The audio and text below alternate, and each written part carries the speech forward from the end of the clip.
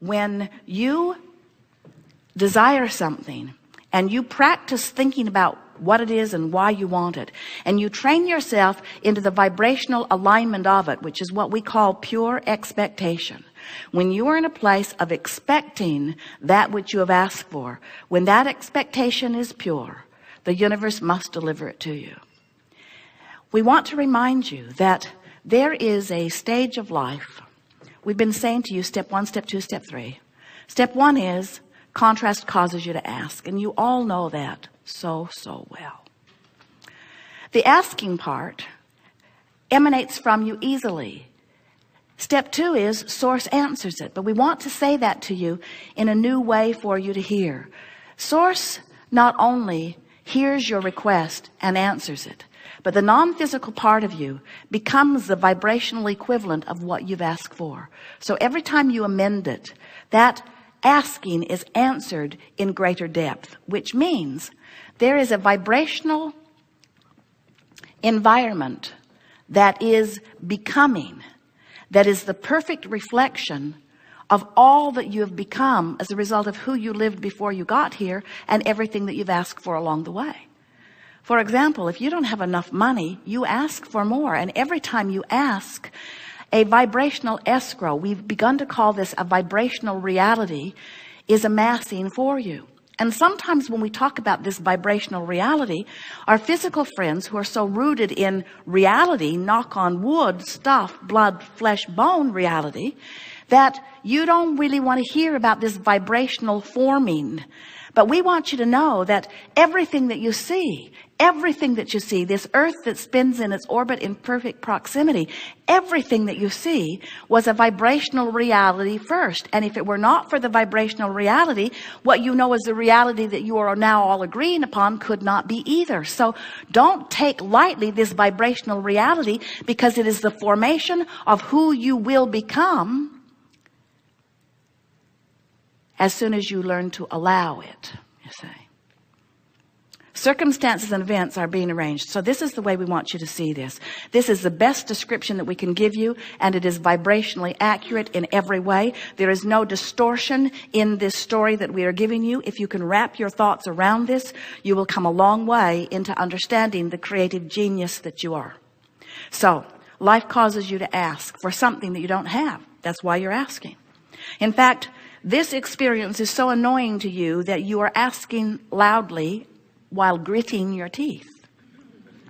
I want it, I want it, I want it. In fact, it's come up often enough that you've asked a lot for this. In that asking, the non-physical part of you embraces the asking. And because the expectation of source knows that being or doing or having is just a matter of asking and not offering a vibration that contradicts it. So when you ask, the source part of you becomes what you have asked for. Then all day, every day, you keep asking, you keep amending. And what we want you to understand is that this source energy becoming, as a result of what you keep asking for, keeps up moment by moment by moment by moment by moment with what you're asking for. So it is accurate to say your life is causing you to cause a formation of the larger part of you having constant expansion. So think about this expansion. Can you feel it? Can you get the sense of this expansion? Can you feel how you in your life is causing this expansion? And here's the thing that we most want you to hear. That expansion is happening whether you know that it is or not. And when you are keeping up with it, with your own personal expectation, then there's no vibrational variance between who you have become and who you're letting yourself be in this moment. And when there's no vibrational variance, you are offering one signal, and when you're offering one signal, you feel good, you feel clear-minded, you feel worthy, you feel frisky, you feel enlightened, you feel enlivened, you feel exhilaration, you feel passion, you feel an eagerness, you feel a clarity and a certainty. You are in your power, you are love, you have confidence, you are charismatic, you have attraction power. In other words, you are in the zone, you are who you are. That's what tuned in, tapped in, turned on is. You are you, you are you, you are you. You are up to speed with you. You asked and you kept up. You asked and you kept up. That is life at its fullest and its best. But what about when you ask and the larger part of you becomes, but then you don't believe what you've asked for. You keep pointing out that you don't have it. Where is it? I ask, where is it? Abraham must be nuts. Where's my stuff? I've been asking, where's my stuff? Where's my stuff? I've been asking, if I am so worthy, if I am such an extension of source energy, where's my stuff? And here's what we want you to understand. It is amassing vibrationally, and it is as real as anything that you know is reality. And these are the words that we want you to always remember if you are inclined to follow this train of thought. Everything that is vibrationally compatible is being called by law of attraction into beingness in this vibrational reality. So the circumstances and events, the funding, everything necessary for the culmination of what you're asking for is already amassing. It's already amassing. Everything that is compatible, everything that is cooperative, and by cooperative we mean vibrationally compatible. So now you want to ask yourself, where am I? Am I vibrationally compatible? Do I believe it or doubt it?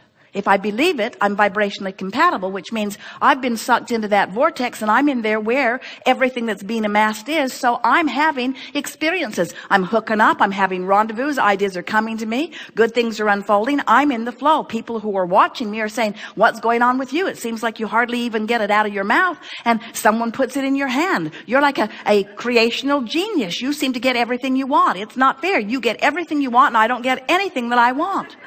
And you say, I got in the vortex. I got in the vortex. Well, how'd you get in? I want in. I'm not in there. I don't get anything I want. How'd you get in the vortex? Where's the door? How'd you get in? How'd you get in? What vortex? What's a vortex? And how'd you get in? And how come everything works for you and it doesn't work for me? And you say, I trained myself into the vortex. How did you train yourself into the vortex? Well, first of all, I imagined what it would feel like to be in there. I imagined what it would feel like to be the receiver of the things that I want. And I imagined it so often, it was hard for me to imagine otherwise. I trained myself vibrationally into the expectation or the belief of what I wanted. And when I became a cooperative vibrational component, then I, along with everything necessary to give me everything that I want, ended up in the vortex, and now life is easy for me. I just say, oh, wouldn't that be nice? And someone gives it to me. I say, oh, I really appreciate that, and it happens again. I hang out in my vortex because good things happen in there.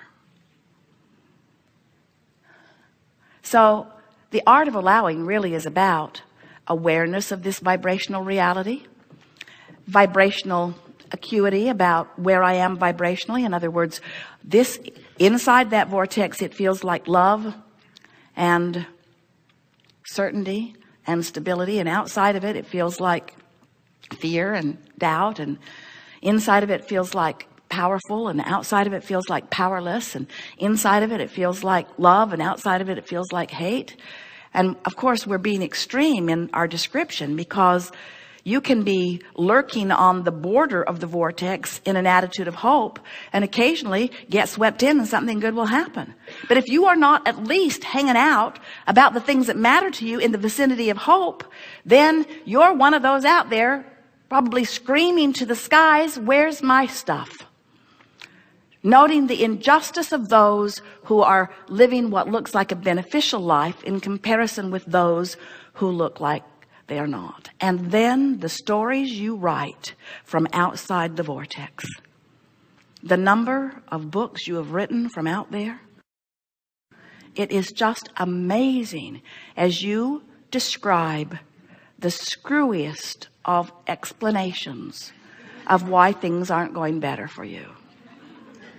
You were born in the wrong kingdom. The king who had the power cursed you. Your mother didn't treat you right. You must have been bad in a past life. The stories go on, but without exception, you innately know something is wrong. when I don't feel good, because the broader part of you knows that you are supposed to feel good, that you are love.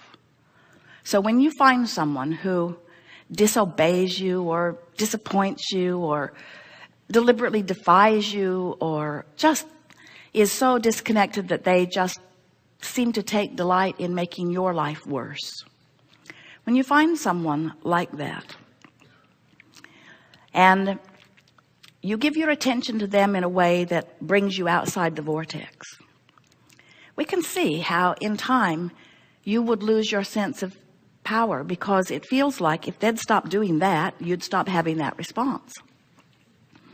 So then as people, you get pretty good at attempting the impossible. You try to control the conditions so that you can feel better. And we want you to leave this gathering with this new freedom flowing through you, with a new lilt in your step and lightness in your heart and smile on your face and twinkle in your eyes. We want you to return to the knowledge that not one other person on the planet or not one other circumstance on the planet has to change at all in order for you to get in the vortex. And when you get that your singular job now, you see, life has inspired you to put things in that vortex. You have put enough there to keep you busy for 20 or 30 lifetimes. You don't need to keep seeking out more contrast in order to expand. You've expanded way beyond anything you planned for this one lifetime. We're not kidding you. You have done your step one. You will probably continue to do step one, but you have done step one. Step two has been done too. The amassing, the assimilating, the bringing together, the culminating, the lining up of circumstances and events. It's done too. It's done. It's done. It's done. It's done. It's done. It's done. It's done. It's done. It's done. If you would let 100% of your attention and emphasis be for the rest of the days of your life, get in the vortex, get in the vortex, get in the vortex. In other words, nothing matters other than the way I feel. And the way I feel is dependent upon the thoughts I think. And I can think my way into closer and closer proximity of the vortex. If I'm doubtful, I can be wishful, and wishful is better than doubtful. If I'm wishful, I can be hopeful, and hopeful is better than wishful. If I'm knowing or believing, that's better than hoping. In other words, you can train yourself bit by bit into the vortex, into the vortex, into the vortex. You have to do the work to bring yourself into the releasing of resistance and into the raising of allowance. In other words, nothing is more important than that you feel good. When you desire something and you practice thinking about what it is and why you want it, and you train yourself into the vibrational alignment of it, which is what we call pure expectation.